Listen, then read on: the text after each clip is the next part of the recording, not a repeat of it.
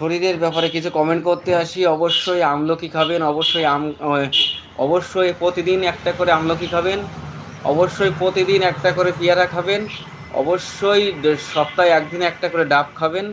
দেখবেন আশা করি আপনার শরীর ভালো থাকবে, আপনার গ্যাস হবে না, আপনার ঘুমের ব্যাঘাত ঘটবে না, আপনার শরীর ভালো থাকবে, আপনার ঘুম ভালো হবে, আপনার খিদে লাগবে, আপনি ঘুমাতে পারবেন ভালো, আপনার টেনশন কম হবে, আপনি ডিপ্রেশনে ভুগবেন না। এটা আমি আপনাকে বলতে পারি।